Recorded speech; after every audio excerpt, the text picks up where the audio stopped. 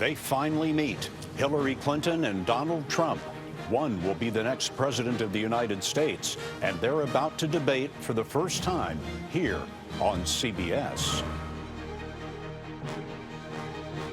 We're going to make the wealthy pay their fair share in taxes. We're going to protect your jobs and your wages. He's talked about sending in American ground troops. Not on my watch. Law and order must be restored.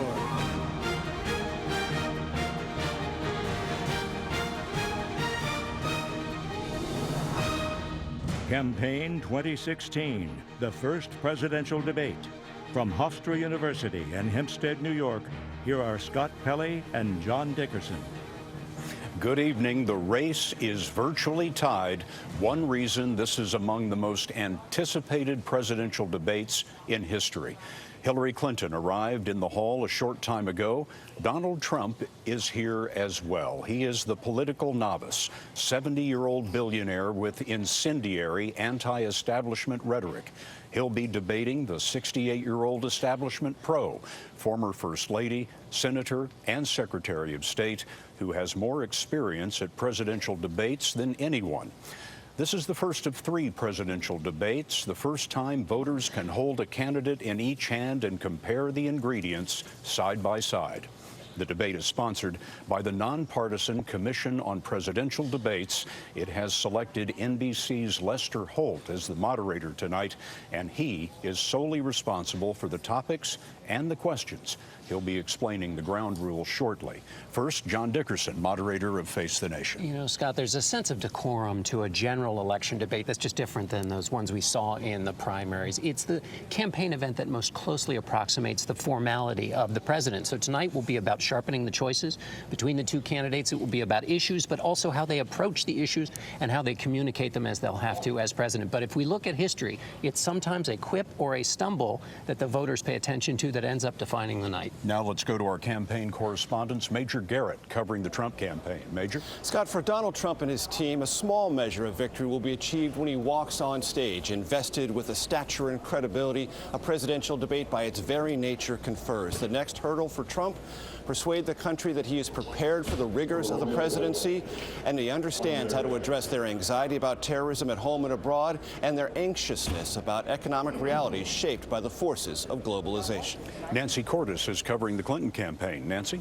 Scott, Hillary Clinton arrived with her husband, the former president. We saw him shake hands with Melania Trump a few minutes ago. And, you know, normally campaigns try to lower expectations for their candidate. In this case, the Clinton campaign has been very busy trying to raise expectations for Donald Trump. They say he needs to be held to the same standard as Clinton when it comes to understanding the issues and being truthful about past statements. Nancy Cordes and Major Garrett for us tonight. Thanks. Big stakes tonight because the race is tied and also because there are more undecided viewers than usual. Lester Holt, as we said, is the moderator tonight, and we will go down to the podiums now. Good evening from Hofstra University in Hempstead, New York. I'm Lester Holt, anchor of NBC Nightly News. I want to welcome you to the first presidential debate. The participants tonight are Donald Trump and Hillary Clinton. This debate is sponsored by the Commission on Presidential Debates, a nonpartisan, nonprofit organization. The commission drafted tonight's format, and the rules have been agreed to by the campaigns.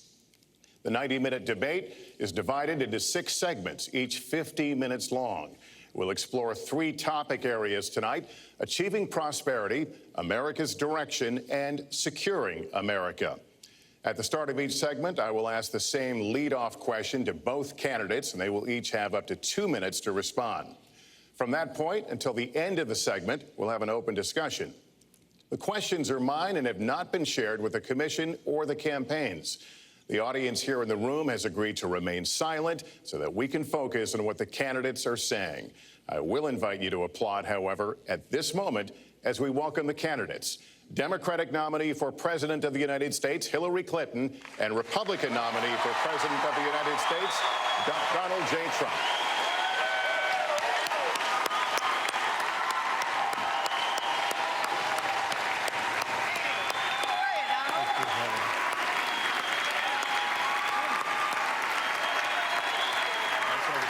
Good luck to you. Trump. Good luck to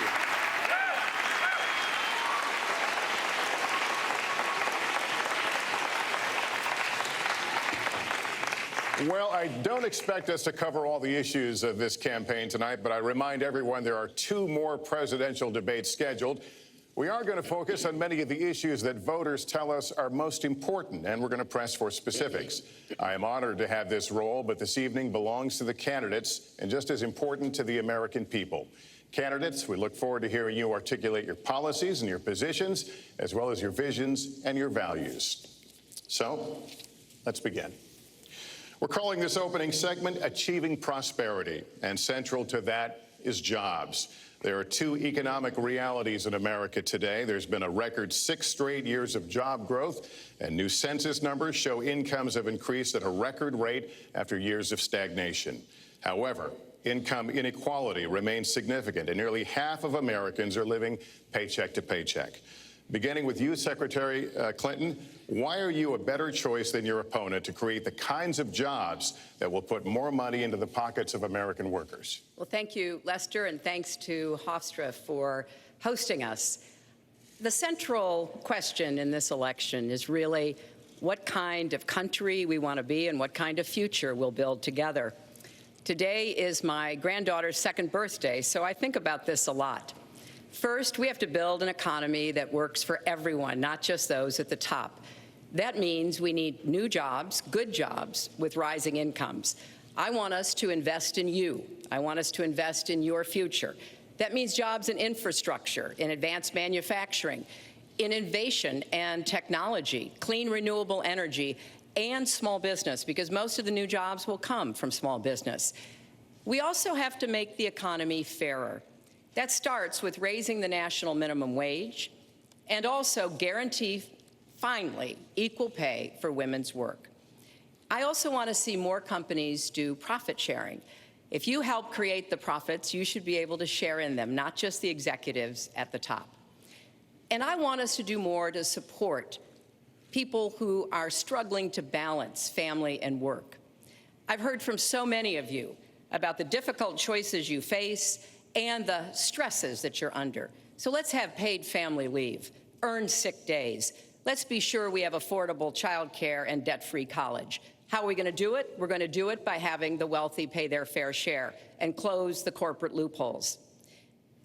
Finally, we tonight are on the stage together, Donald Trump and I. Donald, it's good to be with you. We're going to have a debate where we are talking about the important issues facing our country. You have to judge us. Who can shoulder the immense, awesome responsibilities of the presidency? Who can put into action the plans that will make your life better? I hope that I will be able to earn your vote on November 8th. Secretary Clinton, thank you. Mr. Trump, the same question to you. It's about putting more money into the pockets of American workers. You have up to 2 minutes. Thank you, Lester. Our jobs are fleeing the country. They're going to Mexico. They're going to many other countries. You look at what China is doing to our country in terms of making our product.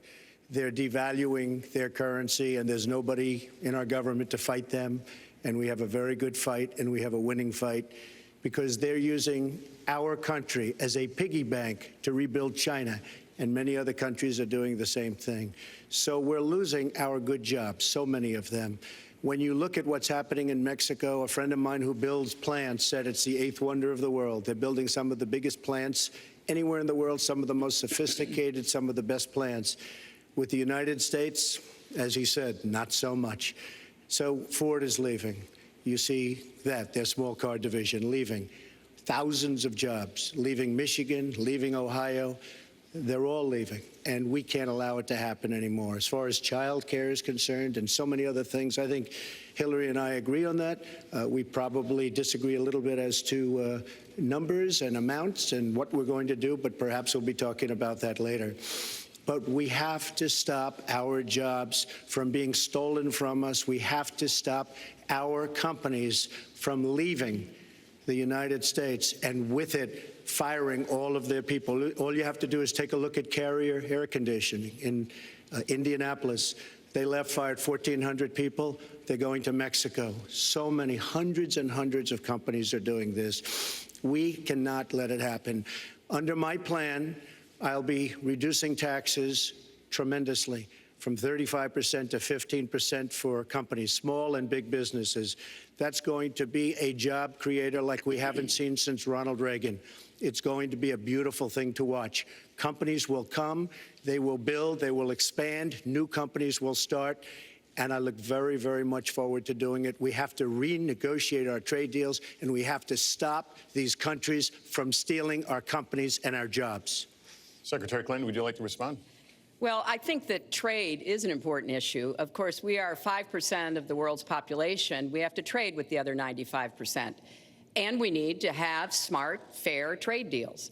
We also, though, need to have a tax system that rewards work and not just financial transactions. And the kind of plan that Donald has put forth would be trickle-down economics all over again. In fact, it would be the most extreme version, the biggest tax cuts for the top percent of the people in this country than we've ever had. I call it trumped up trickle-down, because that's exactly what it would be. That is not how we grow the economy. We just have a different view about what's best for growing the economy, how we make investments that will actually produce jobs and rising incomes. I think we come at it from somewhat different perspectives. I understand that. You know, Donald was very fortunate in his life, and that's all to his benefit. He started his business with $14 million borrowed from his father, and he really believes that the more you help wealthy people, the better off we'll be, and that everything will work out from there. I don't buy that. I have a different experience. My father was a small businessman. He worked really hard. He printed drapery fabrics on long tables where he pulled out those fabrics and he went down with a silk screen and dumped the paint in and took the squeegee and kept going.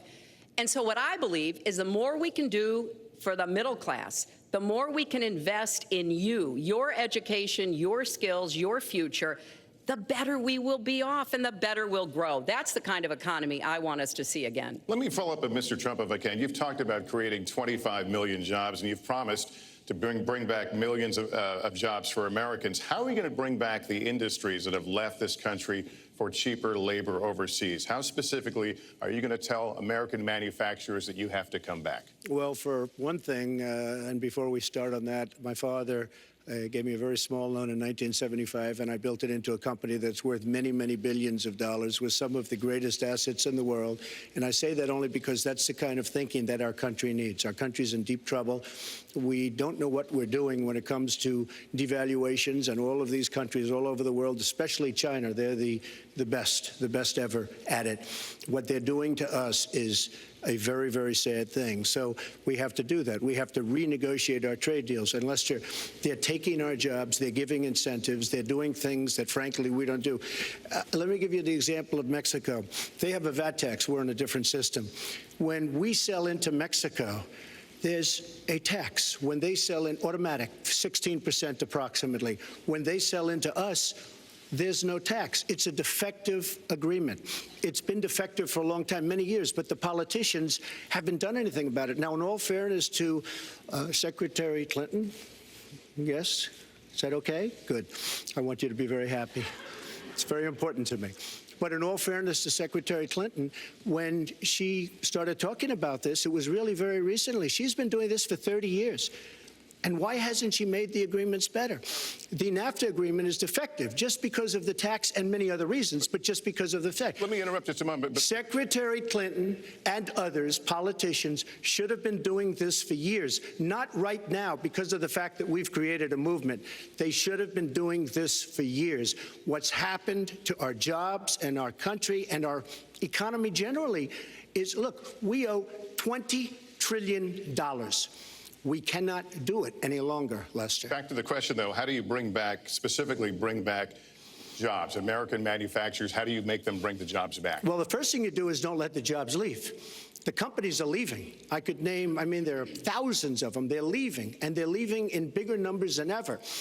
And what you do is you say, fine, you want to go to Mexico or some other country, good luck. We wish you a lot of luck.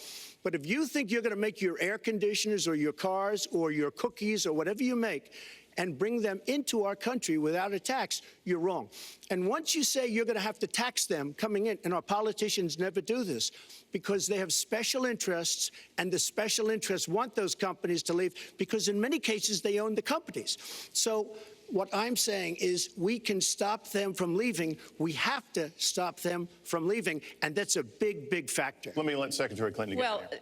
Let's stop for a second and remember where we were 8 years ago. We had the worst financial crisis, the Great Recession, the worst since the 1930s. That was in large part because of tax policies that slashed taxes on the wealthy, failed to invest in the middle class, took their eyes off of Wall Street, and created a perfect storm. In fact, Donald was one of the people who rooted for the housing crisis.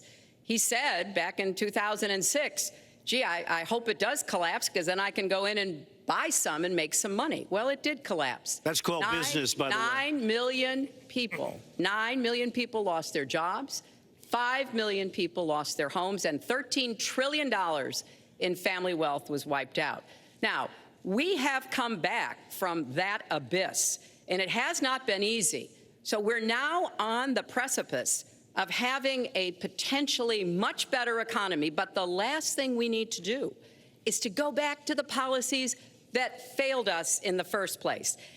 Independent experts have looked at what I've proposed and looked at what Donald's proposed, and basically they've said this, that if his tax plan, which would blow up the debt by over $5 trillion and would in some instances disadvantage middle-class families compared to the wealthy, were to go into effect, we would lose 3.5 million jobs and maybe have another recession. They've looked at my plans and they've said, okay, if we can do this, and I intend to get it done, we will have 10 million more new jobs because we will be making investments where we can grow the economy. Take clean energy. Some country is going to be the clean energy superpower of the 21st century. Donald thinks that climate change is a hoax perpetrated by the Chinese. I think it's real. I did not. Science is real. I do not say that. And I think it's important that we grip this and deal with it, both at home and abroad. And here's what we can do.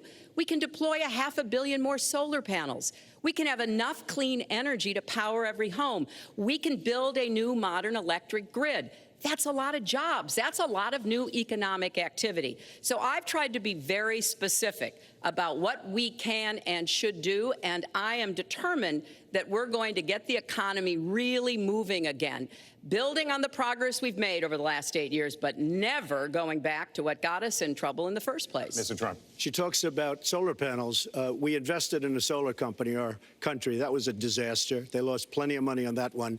Now, look, I'm a great believer in all forms of energy, but we're putting a lot of people out of work. Our energy policies are a disaster. Our country is losing so much in terms of energy, in terms of paying off our debt. You can't do what you're looking to do with $20 trillion in debt. The Obama administration, from the time they've come in, is over 230 years worth of debt, and he's topped it. He's doubled it in a course of almost 8 years, 7.5 years to be semi-exact. So I will tell you this, we have to do a much better job at keeping our jobs, and we have to do a much better job at giving companies incentive to build new companies or to expand, because they're not doing it. And all you have to do is look at Michigan and look at Ohio and look at all of these places where so many of their jobs and their companies are just leaving. They're gone. And Hillary, I just ask you this. You've been doing this for 30 years. Why are you just thinking about these solutions right now? For 30 years you've been doing it, and now you're just starting to think of solutions. Well, actually, I will bring back jobs. You can't bring back jobs. Well, actually, I have thought about this quite a bit. Yeah, for 30 years. I have, well, not quite that long. I think my husband did a pretty good job in the 1990s. I think a lot about what worked and how we can make it work again. Well, he approved 3 million NAFTA. new jobs, He approved a balanced NAFTA, budget, which is the single worst trade deal ever approved in this country. Incomes went up for everybody. Manufacturing jobs went up also in the 1990s, if we're actually going to look at the facts. When I was in the Senate, I had a number of trade deals that came before me. and I held them all to the same test. Will they create jobs in America? Will they raise incomes in America? And are they good for our national security?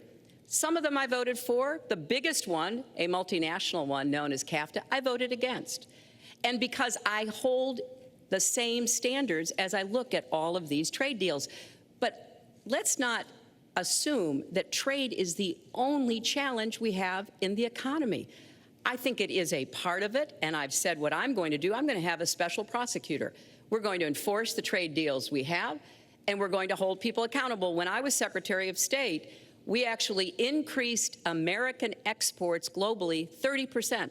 We increased them to China 50%. So I know how to really work to get new jobs and to get exports that help to create more new jobs. Well, you haven't done it in 30 years or 26 years. Well, any number you I've want to been do. a senator, You Donald, haven't done it. And you haven't I done have it. been a And Secretary of State, and I have Your done husband signed a lot. NAFTA, which was one of the worst things that ever happened Well, to the that's your manufacturing opinion. industry. That is your You go to New England, you go to Ohio, Pennsylvania, you go anywhere you want, Secretary Clinton, and you will see devastation where manufacturing is down 30, 40, sometimes 50%. NAFTA is the worst trade deal maybe ever signed anywhere, but certainly ever signed in this country. And now you want to approve Trans-Pacific Partnership. You were totally in favor of it. Then you heard what I was saying, how bad it is, and you said, I can't win that debate. But you know that if you did win, you would approve that, and that will be almost as bad as NAFTA. Nothing will ever top NAFTA. That is just not accurate. I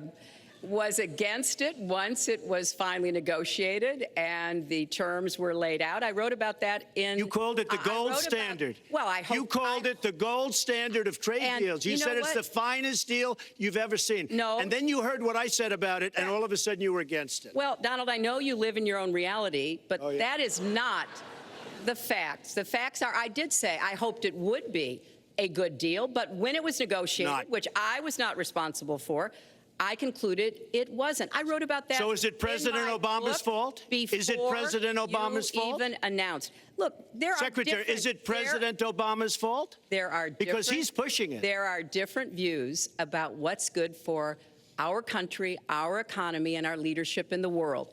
And I think it's important to look at what we need to do to get the economy going again. That's why I said new jobs with rising incomes, investments, not in more tax cuts that would add $5 trillion to the debt. But you have no plan.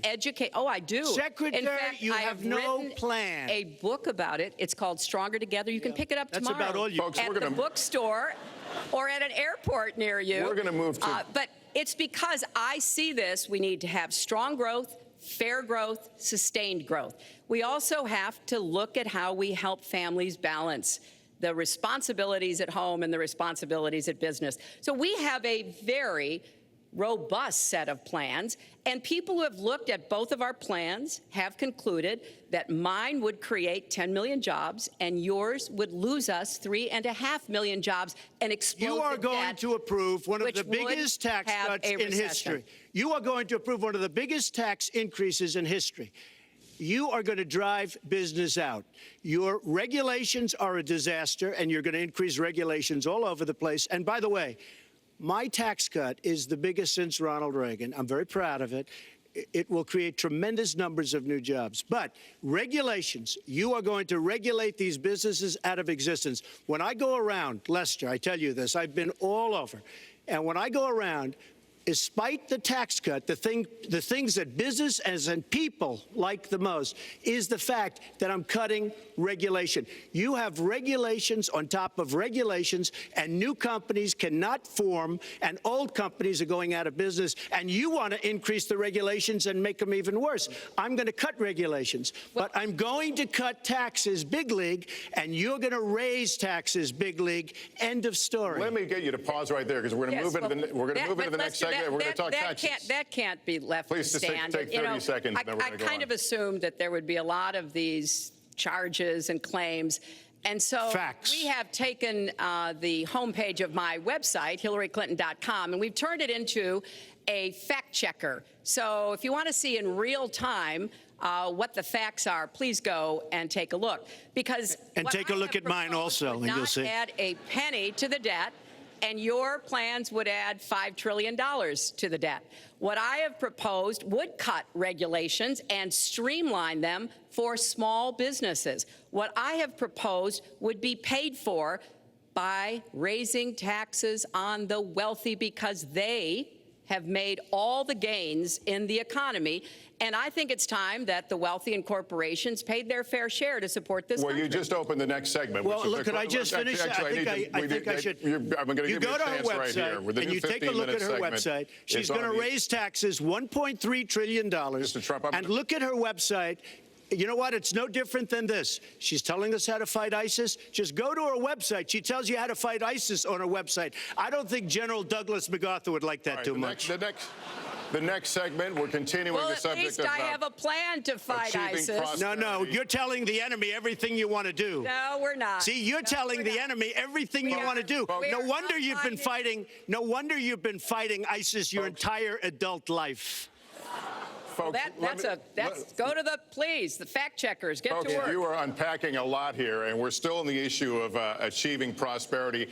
And I want to talk about taxes. The fundamental difference between the two of you concerns the wealthy. Secretary Clinton, you're calling for a tax increase in the wealthiest Americans. I'd like you to further defend that. And Mr. Trump, you're calling for tax cuts for the wealthy. I'd like you to defend that. And this next 2-minute answer goes to you, Mr. Trump. Well, I'm really calling for major jobs because the wealthy are going to create tremendous jobs. They're going to expand their companies. They're going to do a tremendous job. I'm getting rid of the carried interest provision. And if you really look, it's not a tax. It's really not a great thing for the wealthy. It's a great thing for the middle class. It's a great thing for companies to expand.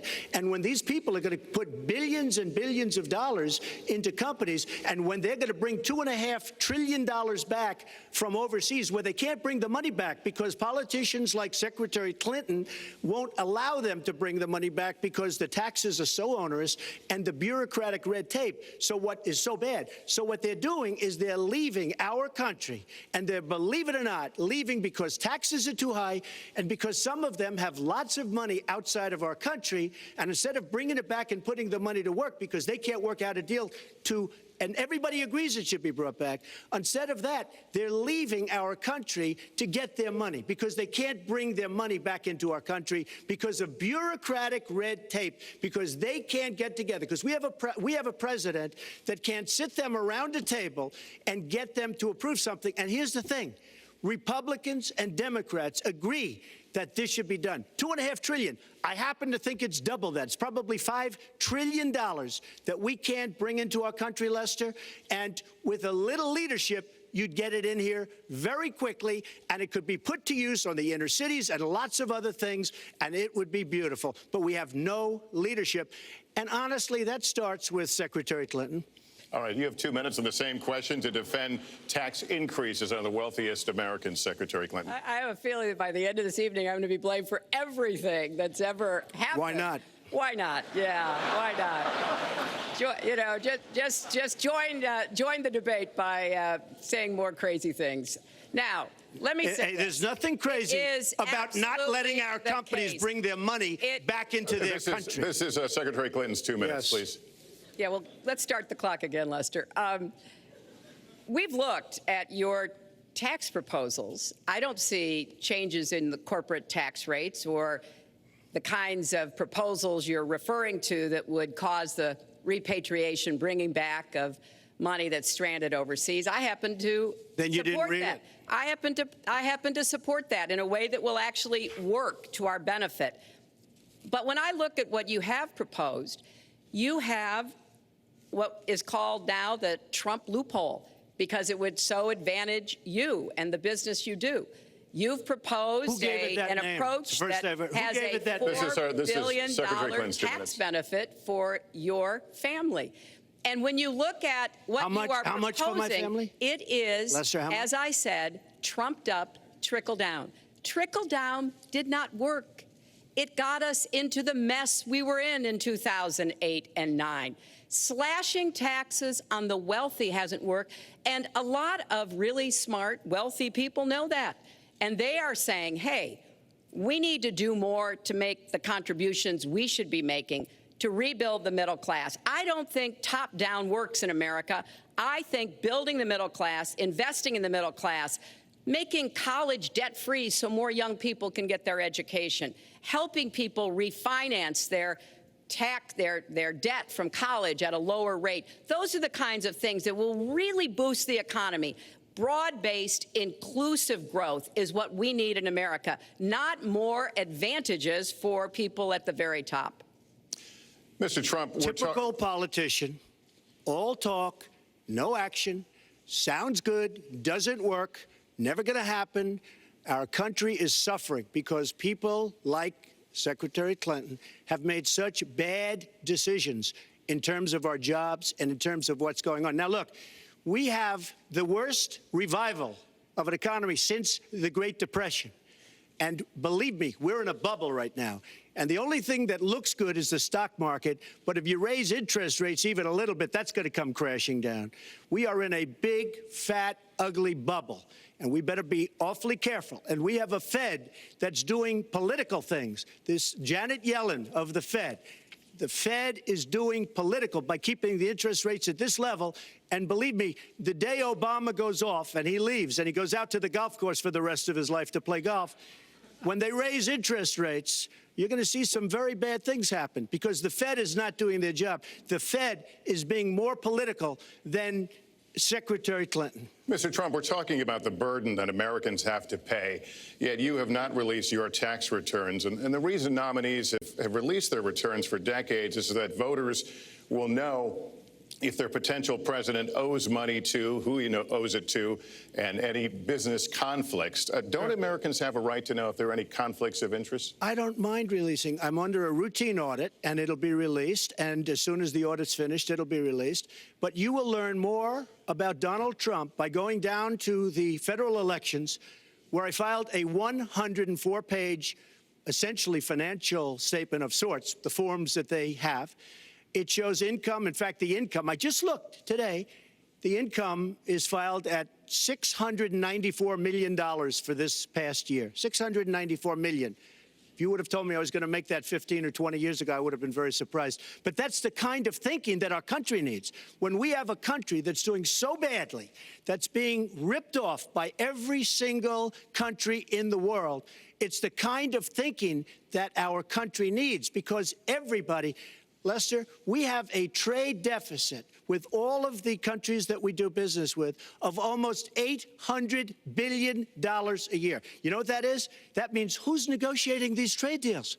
We have people that are political hacks negotiating our trade deals. The IRS says an audit of your taxes, you're perfectly free to release your taxes during an audit. And so the question, does the public's right to know outweigh your personal? Well, I told you, I will release them as soon as the audit. Look, I've been under audit almost for 15 years. I know a lot of wealthy people that have never been audited. I said, do you get audited? I get audited almost every year.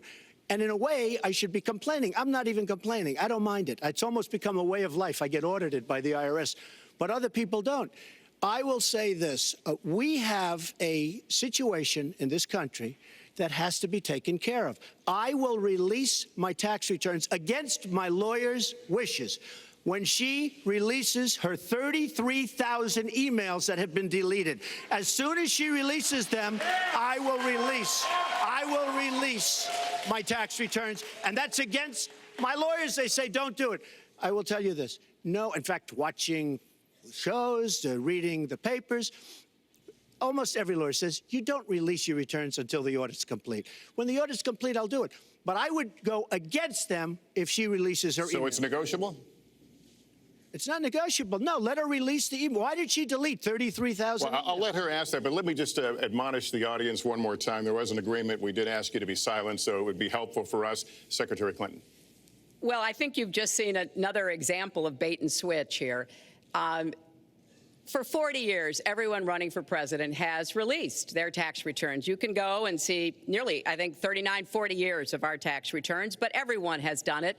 We know the IRS has made clear there is no prohibition on releasing it when you're under audit. So you've got to ask yourself, why won't he release his tax returns? And I think there may be a couple of reasons. First, maybe he's not as rich as he says he is.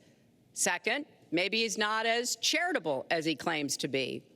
Third, we don't know all of his business dealings, but we have been told through investigative reporting that he owes about $650 million to Wall Street and foreign banks. Or maybe he doesn't want the American people, all of you watching tonight, to know that he's paid nothing in federal taxes, because the only years that anybody's ever seen were a couple of years when he had to turn them over to state authorities when he was trying to get a casino license, and they showed he didn't pay any federal income tax. So if he's paid zero, that means zero for troops, zero for vets, zero for schools or health. And I think probably he's not all that enthusiastic about having the rest of our country see what the real reasons are, because it must be something really important, even terrible, that he's trying to hide. And the financial disclosure statement, they don't give you the tax rate. They don't give you all the details that tax returns would. And it just seems to me that this is something that the American people deserve to see. And I have no reason to believe that he's ever going to release his tax returns, because there's something he's hiding. And we'll guess. We'll keep guessing at what it might be that he's hiding. But I think the question is, were he ever to get near the White House, what would be those conflicts? Who does he owe money to? Well, he owes you the answers to that, and he should provide them. He also raised the issue of your emails. Do you want to respond to that?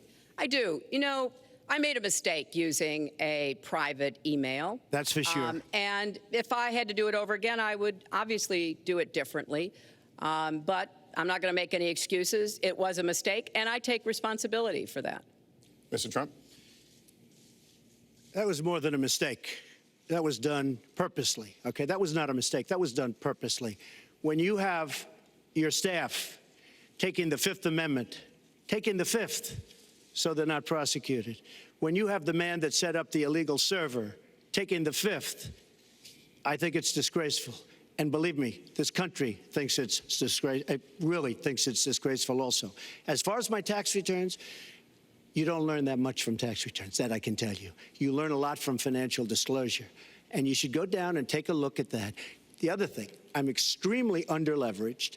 The report that said 650, which, by the way, a lot of friends of mine that know my business said, boy, that's really not a lot of money. It's not a lot of money relative to what I had. The buildings that were in question, they said in the same report, which was actually wasn't even a bad story, to be honest with you, but the buildings are worth $3.9 billion. And the 650 isn't even on that. But it's not 650. It's much less than that. But I could give you a list of banks. I would, if that would help you, I would give you a list of banks. These are very fine institutions, very fine banks. I could do that very quickly. I am very underleveraged. I have a great company. I have a tremendous income. And the reason I say that is not in a braggadocious way. It's because it's about time that this country had somebody running it that has an idea about money.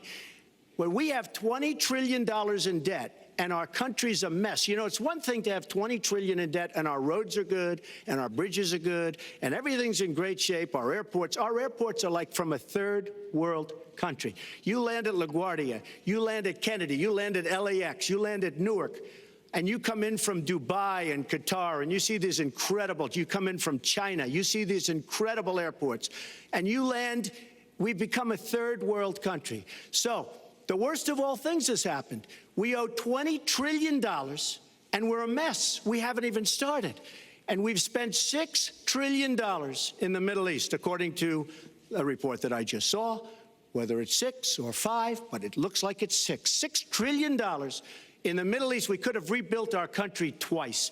And it's really a shame. And it's politicians like Secretary Clinton that have caused this problem. Our country has tremendous problems. We're a debtor nation, we're a serious debtor nation, and we have a country that needs new roads, new tunnels, new bridges, new airports, new schools, new hospitals, and we don't have the money because it's been squandered on so many of your ideas. Let you and respond, maybe and we'll move to our because next. you haven't paid any federal income tax for a lot of years. And the other thing I think is important It would be squandered too, believe me.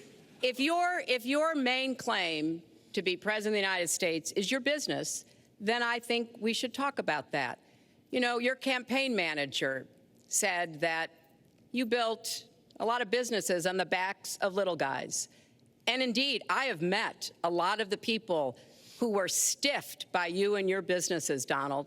I've met dishwashers, painters, architects, glass installers, marble installers, drapery installers, like my dad was, who you refused to pay when they finished the work that you asked them to do. We have an architect in the audience who designed one of your clubhouses at one of your golf courses.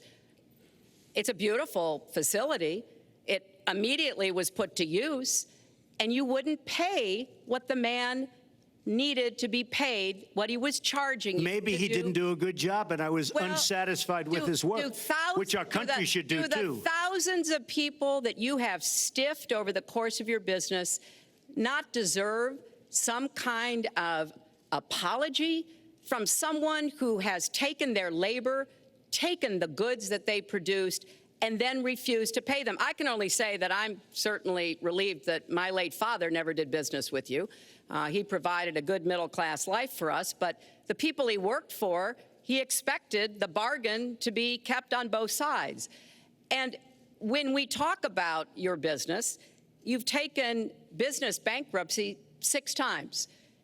There are a lot of great business people that have never taken bankruptcy once. You call yourself the king of debt. You talk about leverage. You even at one time suggested that you would try to negotiate down the national debt of the United States. Well, sometimes there's not a direct transfer of skills from business to government, but sometimes what happened in business would be really bad for government. That's what Mr. And Trump we need to be very clear about that. Look, it's all words. It's all sound bites. I built an unbelievable company, some of the greatest assets anywhere in the world, real estate assets anywhere in the world, beyond the United States, in Europe, lots of different places. It's an unbelievable company. But on occasion, 4 times, we used certain laws that are there. And when Secretary Clinton talks about people that didn't get paid, first of all, they did get paid a lot, but taking advantage of the laws of the nation. Now, if you want to change the laws, you've been there a long time, change the laws. But I take advantage of the laws of the nation because I'm running a company. My obligation right now is to do well for myself, my family, my employees, for my companies. And that's what I do. But what she doesn't say is the tens of thousands of people that are unbelievably happy and that love me. I'll give you an example. We're just opening up on Pennsylvania Avenue, right next to the White House. So if I don't get there one way, I'm going to get to Pennsylvania Avenue another. But we're opening the old post office. Under budget, ahead of schedule, saved tremendous money. I'm a year ahead of schedule. And that's what this country should be doing. We build roads and they cost 2 and 3 and 4 times what they're supposed to cost. We buy products for our military and they come in at costs that are so far above what they were supposed to be because we don't have people that know what they're doing. When we look at the budget is bad to a large extent because we have people that have no idea as to what to do and how to buy. The Trump International is way under budget and way ahead of schedule, and we should be able to do that for our country. Well, we're well behind schedule, so I want to move to our next segment. We move into our next segment talking about America's direction, and let's start by talking about race. The share of Americans who say race relations are bad in this country is the highest it's been in decades, much of it amplified by shootings of African Americans by police, as we've seen recently in Charlotte and Tulsa. Race has been a big issue in this campaign, and one of you is going to have to bridge a very wide and bitter gap. So how do you heal the divide? Secretary Clinton, you get 2 minutes on this. Well, you're right. Race remains a significant challenge in our country. Unfortunately, race still determines too much, often determines where people live, determines what kind of education in their public schools they can get, and yes, it determines how they're treated in the criminal justice system. We've just seen those 2 tragic examples in both Tulsa and Charlotte. And we've got to do several things at the same time.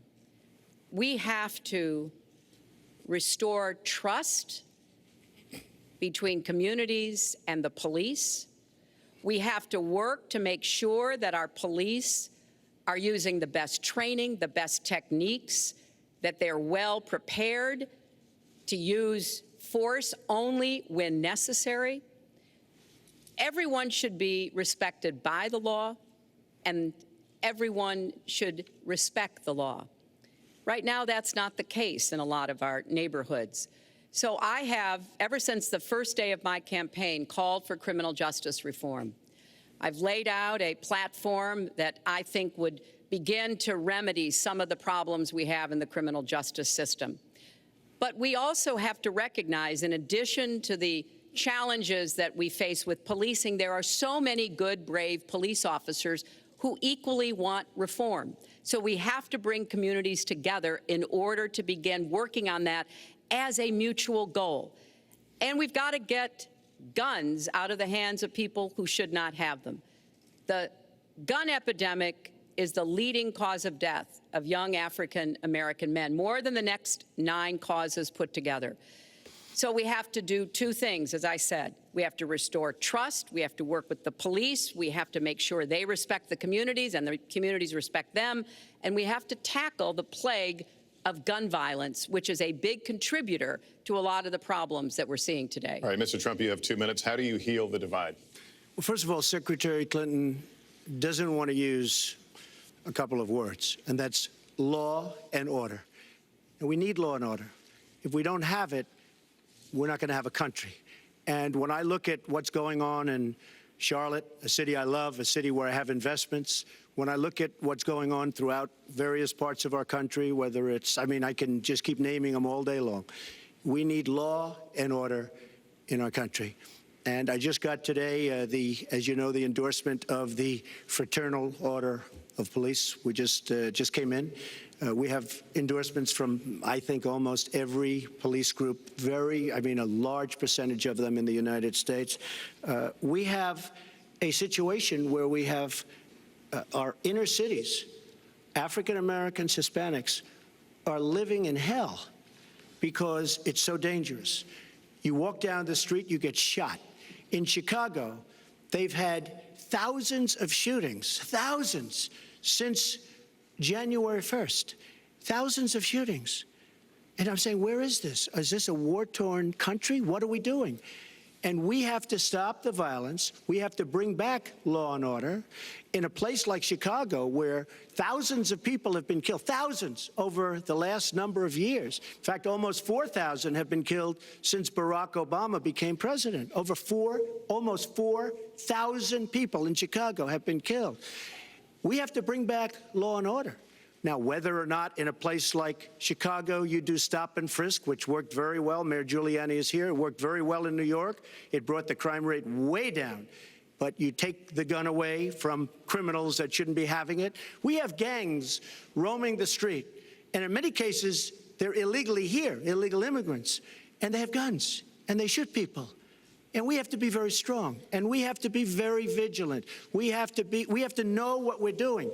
Right now, our police, in many cases, are afraid to do anything. We have to protect our inner cities because African-American communities are being decimated by crime. Your 2 minutes expired, but I do want to follow up. Stop and frisk was ruled unconstitutional in New York because it largely singled out Black and Hispanic young men. No, you're wrong.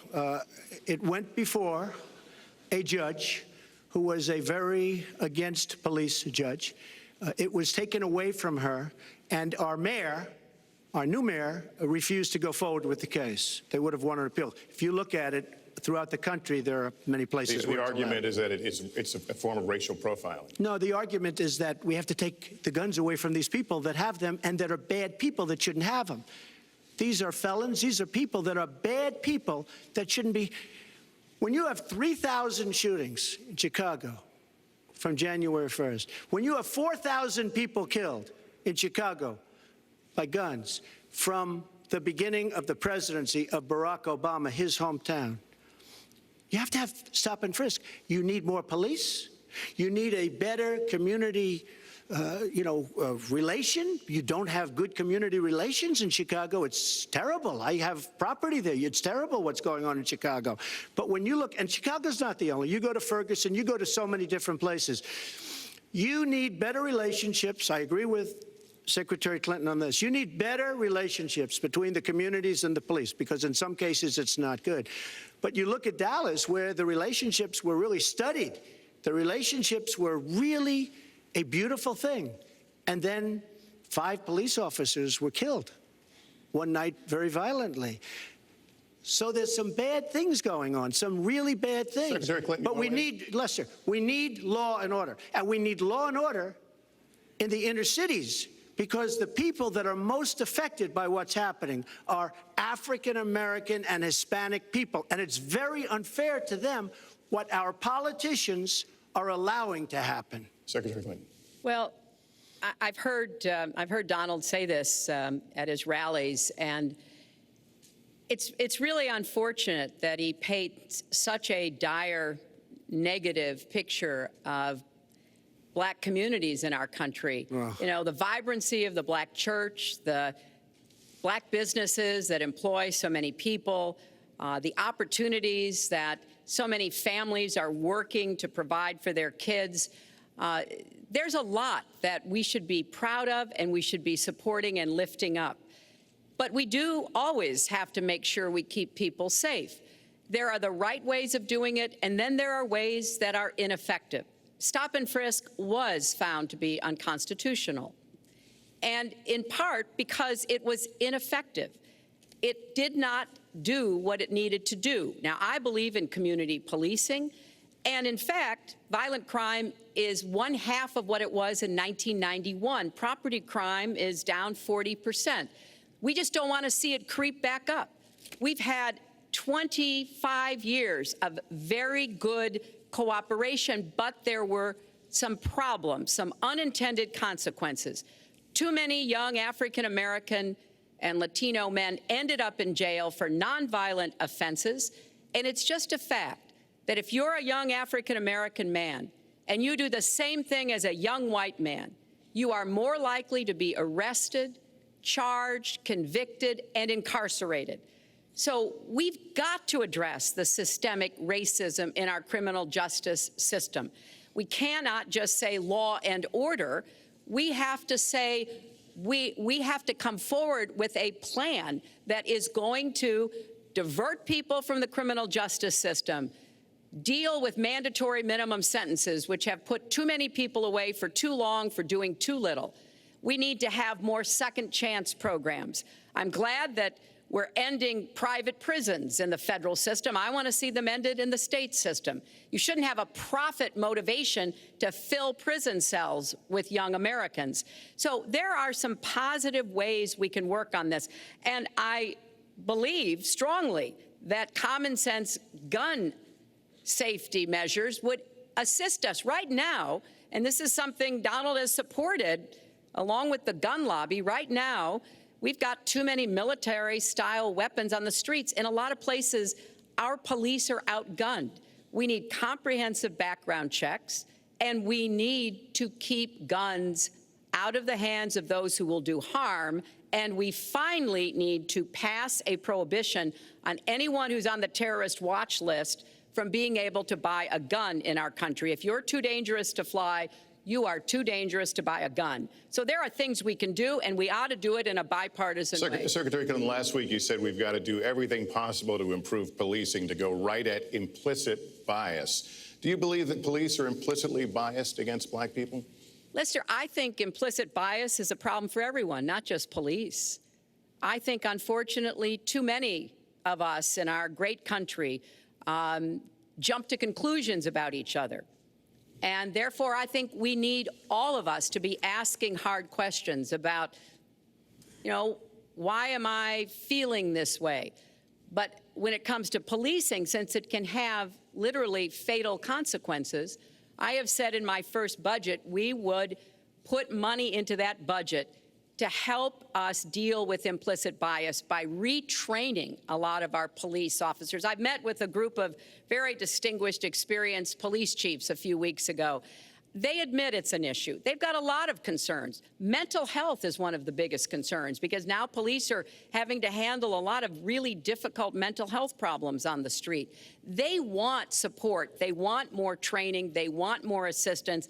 And I think the federal government could be in a position where we would offer and provide that. I'd like to respond. Please. First of all, I agree, and a lot of people, even within my own party, want to give certain rights to people on watch lists and no-fly lists.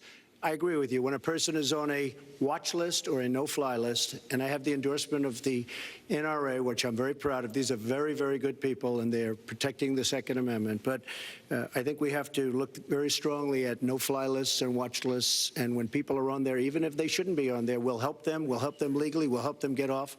But I tend to agree with that quite strongly. I do want to bring up the fact that you were the one that brought up the word super predator about young black youth. And that's a term that I think was it's been horribly met, as you know. I think you've apologized for it. But I think it was a terrible thing to say. And when it comes to stop and frisk, you know, you're talking about taking guns away. Well, I'm talking about taking guns away from gangs and people that use them.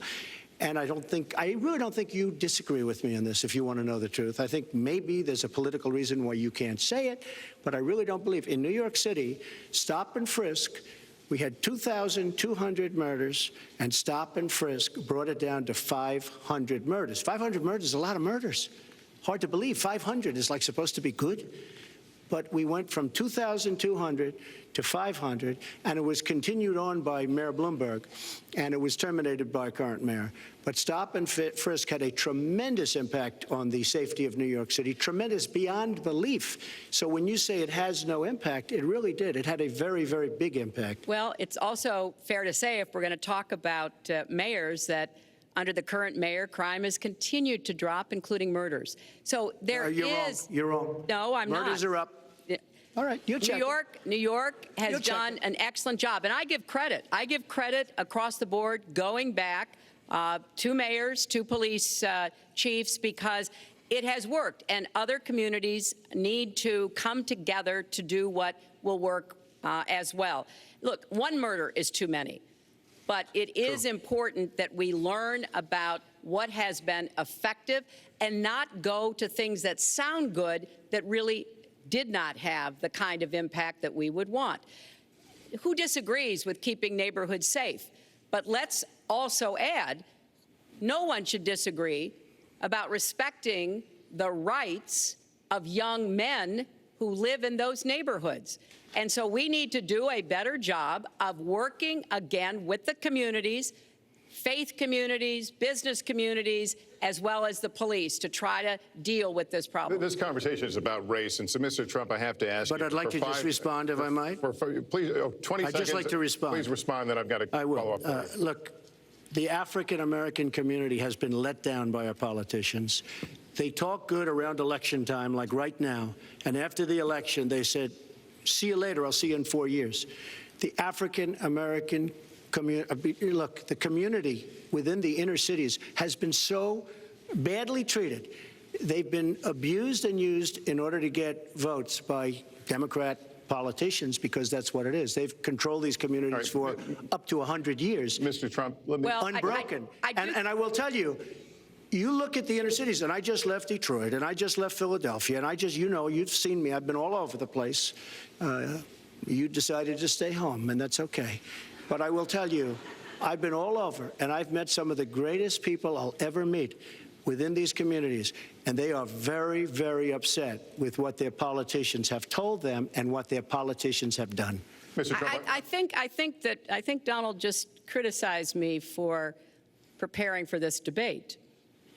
And yes, I did. And you know what else I prepared for? I prepared to be president, and I think that's a good thing. Mr. Trump, for 5 years, you perpetuated a false claim that the nation's first black president was not a natural-born citizen. You questioned his legitimacy. In the last couple of weeks, you acknowledged what most Americans have accepted for years: the president was born in the United States. Can you tell us what took you so long? I'll tell you just very simple to say. Sidney Blumenthal works for the campaign and very close friend of Secretary Clinton. and her campaign manager, Patty Doyle, went to, during the campaign, her campaign against President Obama, fought very hard. And you can go look it up and you can check it out. And if you look at CNN this past week, Patty Solis Doyle was on Wolf Blitzer saying that this happened. Blumenthal sent McClatchy, highly respected reporter at McClatchy, to Kenya to find out about it. They were pressing it very hard. She failed to get the birth certificate. When I got involved, I didn't fail. I got him to give the birth certificate. So I'm satisfied with it, and I'll tell you why I'm satisfied with it. That was in because I want to 2011. get on to defeating ISIS, because I want to get on to creating jobs, because I want to get on to having a strong border, because I want to get on to things that are very important to me and that are very important to the country. I'll let you respond. That's important, but I just want to get the answer here. The birth certificate was produced in 2011. You continued to tell the story and question the president's legitimacy in 2012, 13, 14, 15, as recently as January. So the question is, what changed your mind? Well, nobody was pressing it. Nobody was caring much about it. I figured you'd ask the question tonight, of course, but nobody was caring much about it. But I was the one that got him to produce the birth certificate, and I think I did a good job. Secretary Clinton also fought it. I mean, you know, now everybody in mainstream is going to say, oh, that's not true. Look, it's true. Sidney Blumenthal sent a reporter. You just have to take a look at CNN last week, the interview with your former campaign manager, and she was involved. But just like she can't bring back jobs, she can't produce. I'm sorry, I'm just going to follow up, and I will let you respond to that because there's a lot there. But we're talking about racial healing in this segment. What do you say to Americans? Well, it was very, I say nothing. I say nothing because I was able to get him to produce it. He should have produced it a long time before. I say nothing. But let me just tell you, when you talk about healing, I think that I've developed very, very good relationships over the last little while with the African-American community. I think you can see that. And I feel that they really wanted me to come to that conclusion, and I think I did a great job and a great service, not only for the country, but even for the president, in getting him to produce his birth certificate. Secretary Clinton. Well, just listen to what you heard. And clearly, as Donald just admitted, he knew he was going to stand on this debate stage, and Lester Holt was going to be asking us questions, so he tried to put the whole racist birther lie to bed. But it can't be dismissed that easily. He has really started his political activity based on this racist lie that our first black president was not an American citizen. There was absolutely no evidence for it, but he persisted. He persisted year after year because some of his supporters, people that he was trying to bring into his fold, apparently believed it or wanted to believe it. But remember, Donald started his career back in 1973 being sued by the Justice Department for racial discrimination because he would not rent apartments in one of his developments to African Americans, and he made sure that the people who worked for him understood that was the policy. He actually was sued twice by the Justice Department.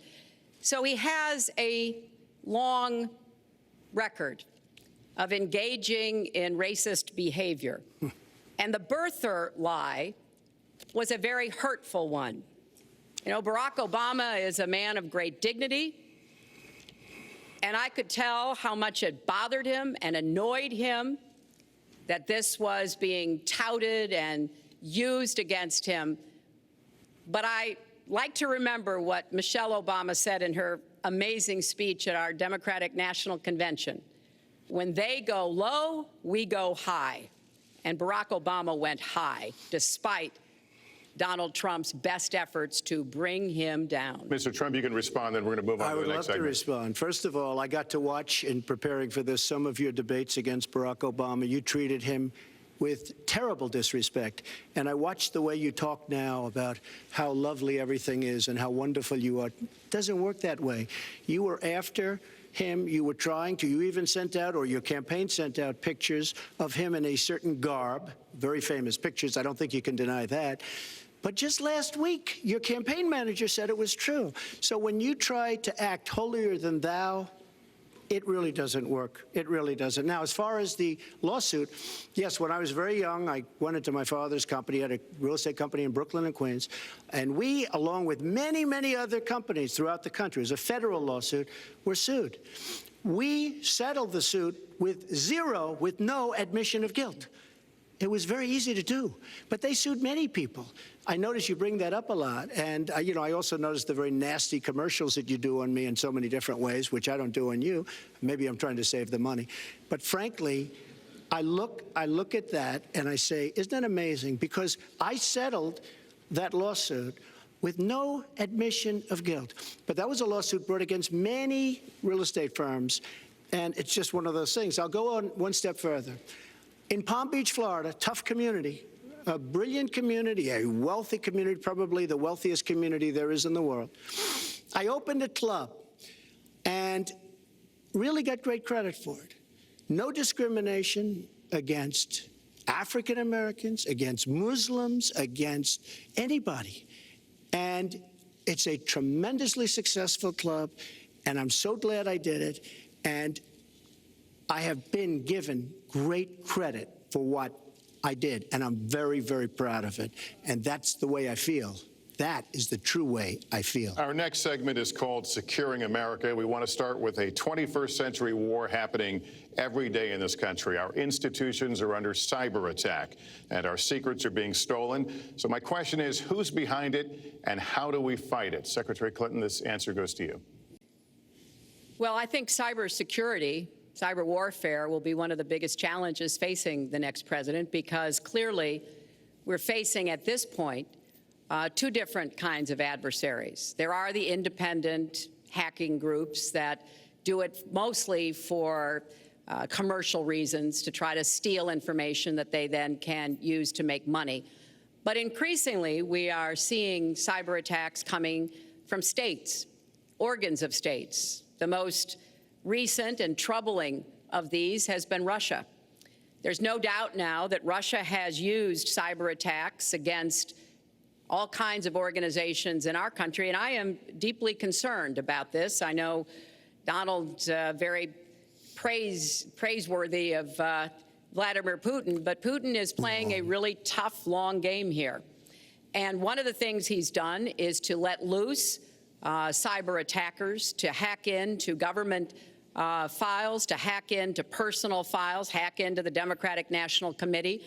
And we recently have learned that, that this is one of their preferred methods of trying to wreak havoc and collect information. We need to make it very clear, whether it's Russia, China, Iran, or anybody else, the United States has much greater capacity. And we are not going to sit idly by and permit state actors to go after our information, our private sector information or our public sector information. And we're going to have to make it clear that we don't want to use the kinds of tools that we have. We don't want to engage in a different kind of warfare, but we will defend the citizens of this country. And the Russians need to understand that. I think they've been treating it as almost a probing. How far would we go? How much would we do? And that's why I was so shocked when Donald publicly invited Putin to hack into Americans. That is just unacceptable. It's one of the reasons why 50 national security officials who served in Republican administration have said that Donald is unfit to be the commander-in-chief. It's comments like that that really worry people who understand the threats that we face. Mr. Trump, you have 2 minutes in the same question. Who's behind it, and how do we fight it? I do want to say that I was just endorsed, and more are coming next week. It'll be over 200 admirals, many of them are here, admirals and generals endorsed me to lead this country. That just happened, and many more are coming, and I'm very proud of it. In addition, I was just endorsed by ICE. They've never endorsed anybody before on immigration. I was just endorsed by ICE. I was just recently endorsed 16,500 Border Patrol agents. So when Secretary Clinton talks about this, I mean, I'll take the admirals and I'll take the generals any day over the political hacks that I see that have led our country so brilliantly over the last 10 years with their knowledge, okay? Because look at the mess that we're in. Look at the mess that we're in. As far as the cyber, I agree to parts of what Secretary Clinton said. We should be better than anybody else, and perhaps we're not. I don't think anybody knows it was Russia that broke into the DNC. She's saying Russia, Russia, Russia, but maybe it was. I mean, it could be Russia, but it could also be China. It could also be lots of other people. It also could be somebody sitting on their bed that weighs 400 pounds, okay? You don't know who broke in to DNC, but what did we learn with DNC? We learned that Bernie Sanders was taken advantage of by your people, by Debbie Wasserman Schultz. Look what happened to her. But Bernie Sanders was taken advantage of. That's what we learned. Now, whether that was Russia, whether that was China, whether it was another country, we don't know. Because the truth is, under President Obama, we've lost control of things that we used to have control over. We came in with the Internet. We came up with the Internet. And I think Secretary Clinton and myself would agree very much. When you look at what ISIS is doing with the Internet, they're beating us at our own game, ISIS. So we have to get very, very tough on cyber and cyber warfare. It is a huge problem. I have a son. He's 10 years old. He has computers. He is so good with these computers. It's unbelievable. The security aspect of cyber is very, very tough, and maybe it's hardly doable. But I will say we are not doing the job we should be doing. But that's true throughout our whole governmental society. We have so many things that we have to do better, Lester, and certainly cyber is one of them. Secretary Clinton. Well, I think there are a number of issues that we should be addressing. I have put forth a plan to defeat ISIS. It does involve going after them online. I think we need to do much more with our tech companies to prevent ISIS and their operatives from being able to use the Internet to radicalize, even direct people in our country and Europe and elsewhere.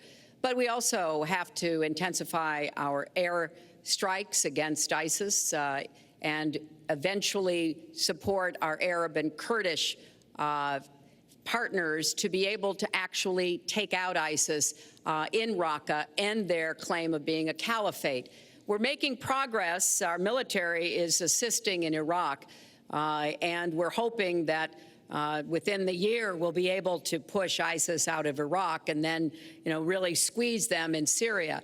But we have to be cognizant of the fact that they've had foreign fighters coming to volunteer for them, foreign money, foreign weapons. So we have to make this the top priority. And I would also do everything possible to take out their leadership. I was involved in a number of efforts to take out al-Qaeda leadership when I was Secretary of State, including, of course, taking out bin Laden. And I think we need to go after Baghdadi as well, make that one of our organizing principles, because we've got to defeat ISIS, and we've got to do everything we can to disrupt their propaganda efforts online. You mentioned ISIS, and we think of ISIS certainly as over there, but there are American citizens who have been inspired to commit acts of terror on American soil. The latest incident, of course, the bombings we just saw in New York and New Jersey, the knife attack at a mall in Minnesota, and the last year, deadly attacks in San Bernardino and Orlando.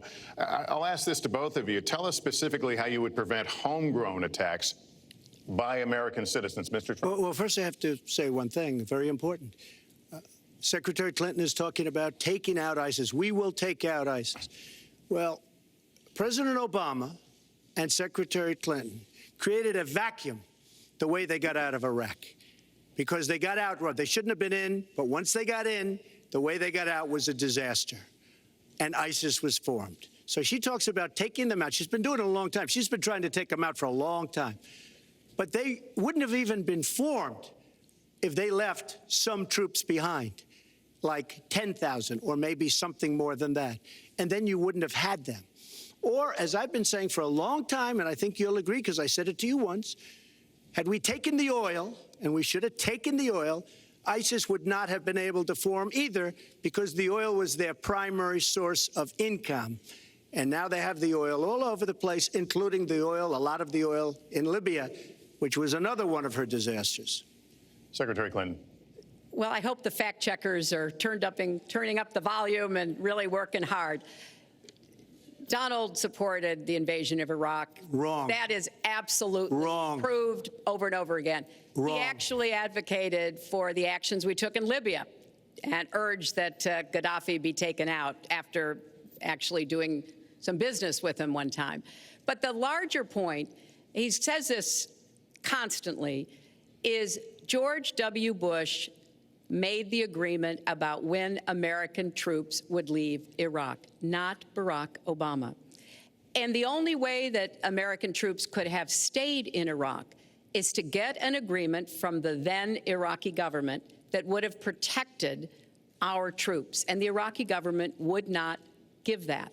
But let's talk about the question you asked, Lester. The question you asked is, what do we do here in the United States? That's the most important part of this. How do we prevent attacks? How do we protect our people? And I think we've got to have an intelligence surge where we are looking for every scrap of information. I was so proud of law enforcement in New York, in Minnesota, in New Jersey. You know, they responded so quickly, so professionally to the attacks that occurred by Rahami. And they brought him down. And we may find out more information because he is still alive, which may prove to be an intelligence benefit. So we've got to do everything we can to vacuum up intelligence from Europe, from the Middle East. That means we've got to work more closely with our allies. And that's something that Donald has been very dismissive of. We're working with NATO, the longest military alliance in the history of the world, to really turn our attention to terrorism. We're working with our friends in the Middle East, many of which, as you know, are Muslim-majority nations. Donald has consistently insulted Muslims abroad, Muslims at home, when we need to be cooperating with Muslim nations and with the American Muslim community. They're on the front lines. They can provide information to us that we might not get anywhere else. They need to have close working cooperation with law enforcement in these communities, not be alienated and pushed away, as some of Donald's rhetoric, unfortunately, has led to. Mr. Well, I'd have to respond. Please respond. The Secretary said very strongly about working with. We've been working with them for many years. And we have the greatest mess anyone's ever seen. You look at the Middle East, it's a total mess, under your direction to a large extent. But you look at the Middle East, you started the Iran deal. That's another beauty, where you have a country that was ready to fall. I mean, they were doing so badly. They were choking on the sanctions, and now they're going to be actually probably a major power at some point pretty soon, the way they're going. But when you look at NATO, I was asked on a major show, what do you think of NATO? And you have to understand, I'm a business person. I did really well, but I have common sense. And I said, well, I'll tell you, I haven't given lots of thought to NATO, but two things. Number one, the 28 countries of NATO, many of them aren't paying their fair share.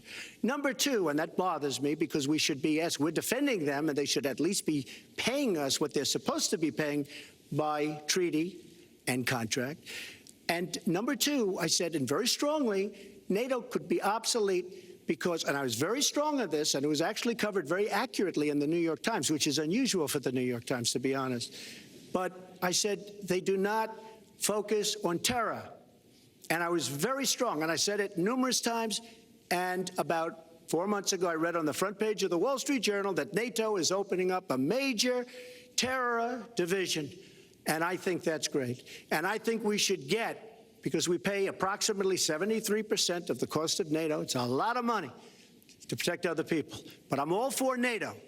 But I said they have to focus on terror also. And they're going to do that. And that was, believe me, I'm sure I'm not going to get credit for it, but that was largely because of what I was saying and my criticism of NATO.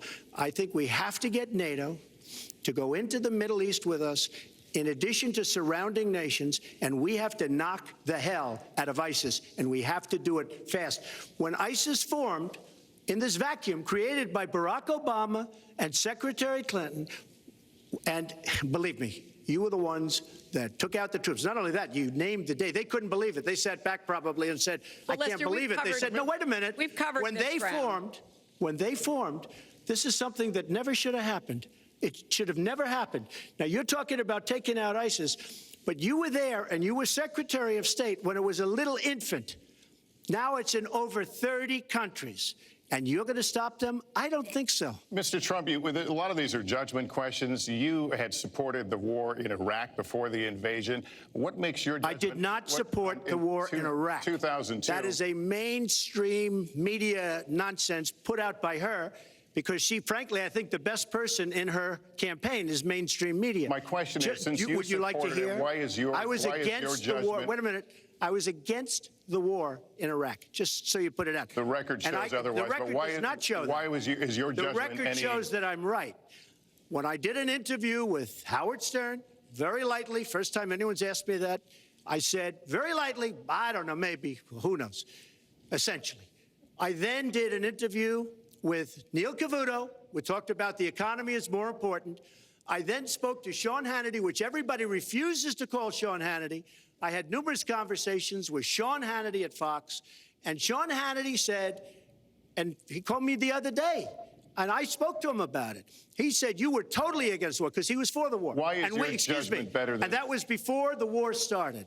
Sean Hannity said very strongly to me and other people, he's willing to say, but nobody wants to call him, I was against the war. He said, you used to have fights with me because Sean was in favor of the war.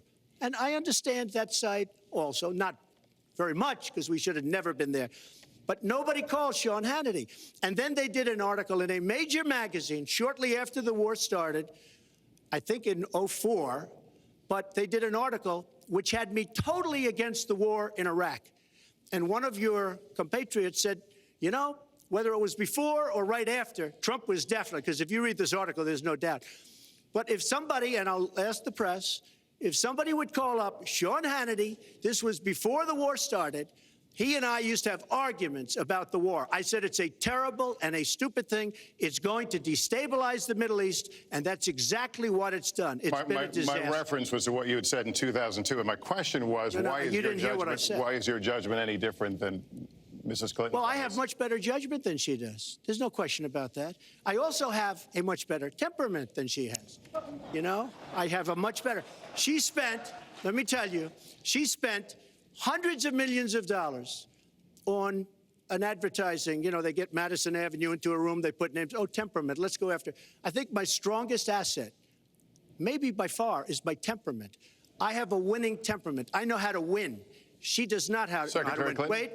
The AFL-CIO the other day, behind the blue screen, I don't know who you were talking to, Secretary Clinton, but you were totally out of control. I said, there's a person with a temperament that's got a problem. Secretary Clinton. Woo, okay. Let's talk about two important issues that were briefly mentioned by Donald. First, NATO. You know, NATO, as a military alliance, has something called Article 5, and basically it says this: an attack on one is an attack on all. And do you know the only time it's ever been invoked? After 9/11, when the 28 nations of NATO said that they would go to Afghanistan with us to fight terrorism, something that they still are doing by our side. With respect to Iran, when I became Secretary of State, Iran was weeks away from having enough nuclear material to form a bomb. They had mastered the nuclear fuel cycle under the Bush administration. They had built covert facilities. They had stocked them with centrifuges that were whirling away. And we had sanctioned them. I voted for every sanction against Iran when I was in the Senate, but it wasn't enough. So I spent a year and a half putting together a coalition that included Russia and China to impose the toughest sanctions on Iran. And we did drive them to the negotiating table. And my successor, John Kerry, and President Obama got a deal that put a lid on Iran's nuclear program without firing a single shot. That's diplomacy. That's coalition building. That's working with other nations. The other day, I saw Donald saying that there were some Iranian sailors on a ship in the waters off of Iran, and they were taunting American sailors who were on a nearby ship. He said, you know, if they taunted our sailors, I'd blow them out of the water and start another war. That's not good judgment. That is not the right temperament to be commander-in-chief, to be taunted. And the worst part of what we've heard Donald say has been about nuclear weapons. He has said repeatedly that he didn't care if other nations got nuclear weapons, Japan, South Korea, even Saudi Arabia. It has been the policy of the United States, Democrats and Republicans, to do everything we could to reduce the proliferation of nuclear weapons. He even said, well, you know, if there were a nuclear war in the East Asia, well, you know, that's fine. You know, have a good time, folks. And in fact, his cavalier attitude about nuclear weapons is so deeply troubling. That is the #1 threat we face in the world, and it becomes particularly threatening if terrorists ever get their hands on any nuclear material. So a man who can be provoked by a tweet should not have his fingers anywhere near the nuclear codes, as far as I think anyone with any sense about this should be concerned. That line's getting a little bit old, I must say. Listen, it's a good one, though. I would like to, well describes the problem. It's not an accurate one at all. It's not an accurate one. So I just want to give a lot of things, and just to respond, I agree with her on one thing. The single greatest problem the world has is nuclear armament, nuclear weapons, not global warming like you think and your president thinks. Nuclear is the single greatest threat.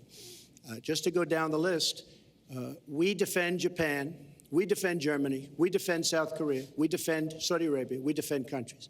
They do not pay us what they should be paying us because we are providing tremendous service and we're losing a fortune. That's why we're losing. We lose on everything.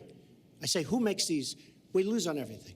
Well, I said that it's very possible that if they don't pay a fair share, because this isn't 40 years ago where we could do what we're doing.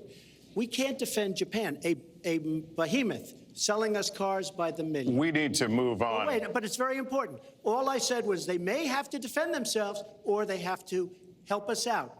We're a country that owes $20 trillion. They have to help us out. As far as the nuclear is concerned, I agree. It is the single greatest threat that this country has. Which leads my next question as we enter our last segment here still on the subject of securing America. On nuclear weapons, President Obama reportedly considered changing the nation's longstanding policy on first use. Do you support the current policy? Mr. Trump, you have 2 minutes on that. Well, I have to say that, for what Secretary Clinton was saying about nuclear with Russia, she's very cavalier in the way she talks about various countries. But Russia's been expanding. They have a much newer capability than we do. We have not been updating from the new standpoint. I looked the other night, I was seeing B-52s. They're old enough that your father, your grandfather could be flying them. We are not keeping up with other countries. I would like everybody to end it, just get rid of it. But I would certainly not do first strike. I think that once the nuclear alternative happens, it's over. At the same time, we have to be prepared. I can't take anything off the table because you look at some of these countries. You look at North Korea. We're doing nothing there. China should solve that problem for us. China should go into North Korea.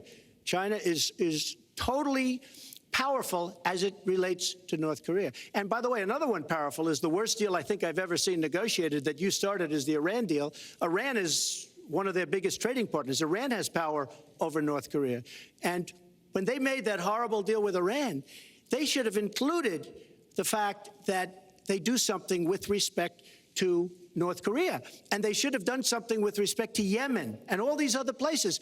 And when asked to Secretary Kerry, why didn't you do that? Why didn't you add other things into the deal? One of the great giveaways of all time, including $400 million in cash. Nobody's ever seen that before. That turned out to be wrong. It was actually $1.7 billion in cash. Obviously, I guess, for the hostages, it certainly looks that way. So you say to yourself, why didn't they make the right deal? This is one of the worst deals ever made by any country in history. The deal with Iran will lead to nuclear problems. All they have to do is sit back 10 years, and they don't have to do much, and they're going to end up getting nuclear. I met with Bibi Netanyahu the other day. Believe me, he is not a happy camper. All right, Mrs. Clinton, Secretary Clinton, you have 2 minutes. Let me start by saying words matter. Words matter when you run for president, and they really matter when you are president. And I want to reassure our allies in Japan and South Korea and elsewhere that we have mutual defense treaties and we will honor them. It is essential that America's word be good. And so I know that this campaign has caused some questioning and some worries on the part of many leaders across the globe. I've talked with a number of them. But I want to, on behalf of myself and I think on behalf of a majority of the American people, say that, our word is good. It's also important that we look at the entire global situation. There's no doubt that we have other problems with Iran, but personally, I'd rather deal with the other problems having put that lid on their nuclear program than still to be facing that. And Donald never tells you what he would do. Would he have started a war? Would he have bombed Iran? If he's going to criticize a deal that has been very successful in giving us access to Iranian facilities that we never had before, then he should tell us what his alternative would be. But it's like his plan to defeat ISIS. He says it's a secret plan, but the only secret is that he has no plan. So we need to be more precise in how we talk about these issues. People around the world follow our presidential campaigns so closely, trying to get hints about what we will do. Can they rely on us? Are we going to lead the world with strength and in accordance with our values? That's what I intend to do. I intend to be a leader of our country that people can count on, both here at home and around the world, to make decisions that will further peace and prosperity, but also stand up to bullies, whether they're abroad or at home. We cannot let those who would try to destabilize the world, to interfere with American interests and security, to be given any opportunities at all. Is expired. Lester, one thing I'd like to say. Very quickly. I will go very quickly, but I will tell you that Hillary will tell you to go to her website and read all about how to defeat ISIS, which she could have defeated by never having it, get going in the first place. Right now, it's getting tougher and tougher to defeat them because they're in more and more places, more and more states, more and more nations. Mr. Trump. And it's a big problem. And as far as Japan is concerned, I want to help all of our allies. But we are losing billions and billions of dollars. We cannot be the policeman of the world. We cannot protect countries all over the world where they're not paying us what we need. We have just a few final questions. She doesn't say that because she's got no business ability. We need heart. We need a lot of things. But you have to have some basic ability. And sadly, she doesn't have that. All of the things that she's talking about could have been taken care of during the last 10 years, let's say, while she had great power. But they weren't taken care of. And if she ever wins this race, they won't be taken care of. Mr. Trump, this year, Secretary Clinton became the first woman nominated for president by a major party. Earlier this month, you said she doesn't have, quote, a presidential look. She's standing here right now. What did you mean by that? She doesn't have the look. She doesn't have the stamina. I said she doesn't have the stamina. And I don't believe she does have the stamina. To be president of this country, you need tremendous stamina. The quote was, I just don't think she has a presidential look. Wait a minute, Lester, you asked me a question. Did you ask me a question? You have to be able to negotiate our trade deals. You have to be able to negotiate, that's right, with Japan, with Saudi Arabia. I mean, can you imagine we're defending Saudi Arabia, and with all of the money they have, we're defending them and they're not paying? All you have to do is speak to them. Wait, you have so many different things you have to be able to do, and I don't believe that Hillary has the stamina. Let's let her respond. Well, as soon as he travels to 112 countries and negotiates a peace deal, a ceasefire, a release of dissidents, an opening of new opportunities in nations around the world, or even spends 11 hours testifying in front of a congressional committee. He can talk to me about stamina. The world, let me tell you, Hillary has experience, but it's bad experience. We have made so many bad deals during the last, so she's got experience, that I agree, but it's bad experience. Whether it's the Iran deal that you're so in love with, where we gave them $150 billion back, whether it's the Iran deal, whether it's anything you can name, you almost can't name a good deal. I agree. She's got experience, but it's bad experience. And this country can't afford to have another 4 years of that kind of experience. We are at the final question. One thing, Lester, is, you know, he tried to switch from looks to stamina. But this is a man who has called women pigs, slobs, and dogs, and someone who has said pregnancy is an inconvenience to employers, who has said women don't deserve equal pay unless they do as good a job as men. And one of the worst things he said was about a woman in a beauty contest. He loves beauty contests, supporting them and hanging around them. And he called this woman Miss Piggy. Then he called her Miss Housekeeping because she was Latina. Donald, she has a name. Where did you find her this? name Where is did you find Alicia this? Machado. Where did you find and it? she has become a U.S. citizen, and you can bet she's going to vote this November. Okay, good. Let me just tell you. Mr. Trump, we'll just take 10 seconds, and then we're going to have the final question. Hillary is hitting me with tremendous commercials. Some of it said in entertainment. Some of it said somebody who's been very vicious to me, Rosie O'Donnell. I said very tough things to her, and I think everybody would agree that she deserves it, and nobody feels sorry for her. But you want to know the truth? I was going to say something extremely rough to Hillary, to her family, and I said to myself, I can't do it. I just can't do it. It's inappropriate. It's not nice. But she spent hundreds of millions of dollars on negative ads on me, many of which are absolutely untrue. They're untrue and they're misrepresentations. And I will tell you this, Lester, it's not nice, and I don't deserve that. But it's certainly not a nice thing that she's done. It's hundreds of millions of ads, and the only gratifying thing is I saw the polls come in today, and with all of that money, over $200 million is spent, and I'm either winning or tied, and I've spent practically nothing. One of you will not win this election. So my final question to you tonight, are you willing to accept the outcome as the will of the voters? Secretary Clinton? Well, I support our democracy. And sometimes you win, sometimes you lose. But I certainly will support the outcome of this election. And I know Donald's trying very hard to plant doubts about it, but I hope the people out there understand this election's really up to you. It's not about us so much as it is about you and your families and the kind of country and future you want. So I sure hope you will get out and vote as though your future depended on it, because I think it does. Mr. Trump, very quickly, the same question. Will you accept the outcome as the will of the voters? I want to make America great again. We are a nation that is seriously troubled. We're losing our jobs. People are pouring into our country. The other day, we were deporting 800 people, and perhaps they passed the wrong button, they pressed the wrong button, or perhaps, worse than that, it was corruption.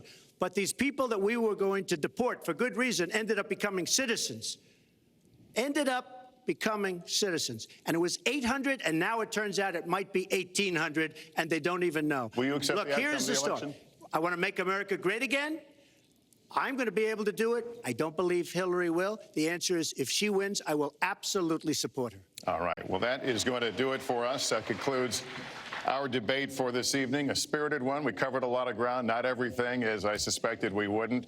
The next presidential debates are scheduled for October 9th at Washington University in St. Louis and October 19th at the University of Nevada, Las Vegas. The conversation will continue. A reminder, the vice presidential debate is scheduled for October 4th at Longwood University in Farmville, Virginia. My thanks to Hillary Clinton and to Donald Trump and to Hofstra University for hosting us tonight. Good night, everyone.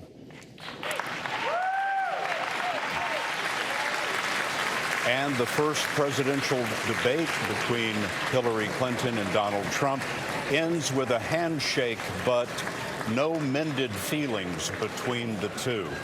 Going into the debate, we wondered whether they could treat each other with respect, even though they loathe one another. And it worked for about 89 minutes, but in these last few minutes, things really came apart and the name-calling began. John Dickerson is joining us here tonight. John, what did you see? Yeah, at the end there, I wasn't sure they were going to do the shaking of the hands. You know, throughout the evening, Donald Trump stuck on a couple of big themes, kept talking about the typical politicians, how Hillary Clinton had been a part of the system that had failed America again and again. He was pressed on specifics. Hillary Clinton had a lot of specifics, and he kept coming back to not specifics, but naming the problem, saying it was a result of the political class. When he was specific, it was about trade and just promising to make good trade deals. Hillary Clinton was quite specific on everything from her tax plan to her policies overseas. But the question will be, did people like the blunt force of Trump, or did they like Hillary Clinton's greater command of the facts? Hillary Clinton was getting into a great deal more in terms of the details. She was apparently, from the looks of it, reading notes from the podium. Donald Trump's points were bumper sticker points. Bring it jobs back, law and order. Very simple kinds of ideas that punch through for many people. Well, that's right. Now, there are the fact checkers are going to have a field day because there were a lot of back and forths about the facts and who was saying what fact and where. But it'll be interesting to see whether that ends up hurting him. It hasn't hurt him so far. And that blunt message that, you know, his challenge was to just kind of use this session. The people who are watching for the first time, lots of people are taking new impressions tonight and basically get through the thrust of his campaign. Hillary Clinton got forward a lot of the things she believed in too, and we'll have to see how it settles out. Now, as we said just a moment ago, there was a great deal of decorum in the early part of the debate. She started the debate calling him Donald. He started the debate calling her Secretary Clinton. But toward the very end, things really got out of hand, and we have queued up just a portion of that for you right now.